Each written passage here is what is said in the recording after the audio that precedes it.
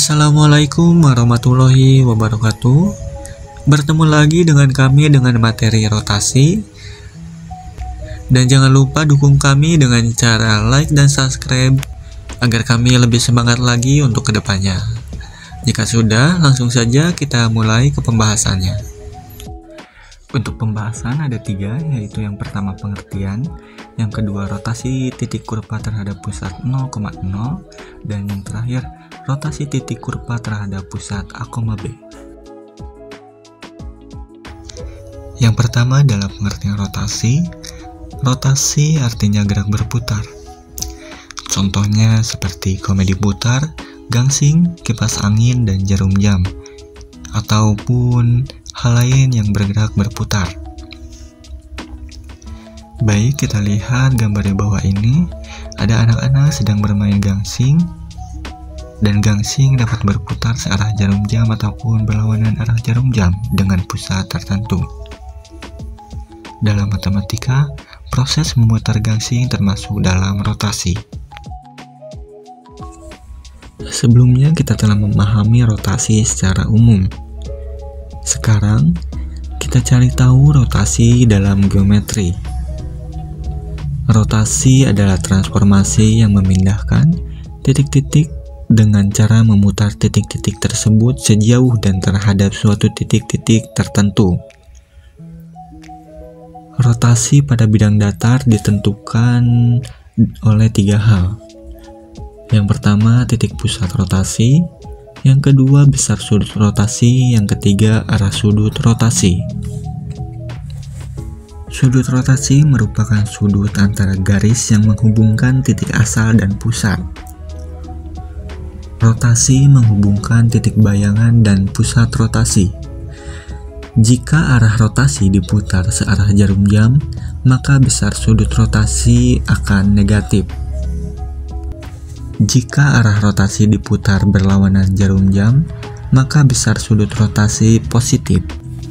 Begitulah pengertian rotasi dalam geometri. Selanjutnya, rotasi terhadap titik pusat 0,0. Rotasi dinotasikan dengan R, P, A, di mana P merupakan pusat rotasi dan A besar sudut rotasi. Untuk memahami bentuk rotasi pada titik pusat 0,0,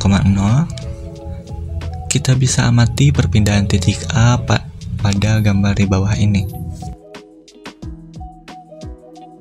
Selanjutnya, misalkan terdapat sebuah titik A, X, Y, akan dirotasikan sebesar A atau alfa dengan pusat 0,0 dan akan menghasilkan titik A aksen, Y aksen, X aksen, dan dapat dituliskan sebagai berikut: A, XY, R, O 0,0, A akan menghasilkan A aksen, Y aksen, X aksen. Titik X, Y dirotasikan sebesar A terhadap titik pusat 0,0, menghasilkan bayangan titik Y aksen, X aksen dengan aturan X aksen, Y aksen, cos A minus sin A, cos A, XY. Selanjutnya adalah contoh soal. Tentukan bayangan titik C 3,1 jika dirotasikan berlawanan arah jarum jam sebesar 90 derajat dan berpusat di 0,0. Koordinat titik C 3,1 dan akan dirotasikan sebesar 0,0,90 derajat. Untuk rumusnya adalah X aksen, Y aksen sama dengan cos alpha min sin alpha cos alpha dikali XY titik awal. Untuk cos alpha, cos 90 min sin 90 sin 90 derajat cos 90 derajat dikali 3,1. Untuk X-nya 0 dikali 3, 0 ditambah min 1 dikali 1, hasilnya adalah min 1. Untuk Y aksennya 1 dikali 3, 3, ditambah 0 dikali 1, 0. Hasilnya adalah 3. Jadi, hasil bayangan titik C adalah C aksen min 1,3. Oke teman-teman, kita lanjut rotasi terhadap titik pusat A, B. Untuk memahami bentuk rotasi pada titik pusat A, B, kita bisa amati perpindahan titik A pada gambar di bawah ini. Jadi untuk pusatnya itu berada pada titik A, B, tidak pada titik potong sumbu X dan sumbu Y. Misalkan terdapat sebuah titik A, X, Y akan dirotasikan sebesar A atau alfa dengan pusat A, B dan akan menghasilkan titik A aksen, X aksen, Y aksen. Dapat dituliskan sebagai berikut. Titik A, X, Y dirotasikan sebesar alfa terhadap titik pusat A, B menghasilkan bayangan titik dengan aturan X aksen, Y aksen sama dengan cos alpha min sin alpha sin A sin alpha cos alpha dikalikan X min A Y min B ditambah A B. Untuk lebih memahami konsep rotasi terhadap titik pusat A, B, perhatikan contoh soal berikut. Tentukan bayangan titik C 3,1 jika dirotasikan berlawanan arah jarum jam sebesar 90 derajat dan berpusat di 2,4.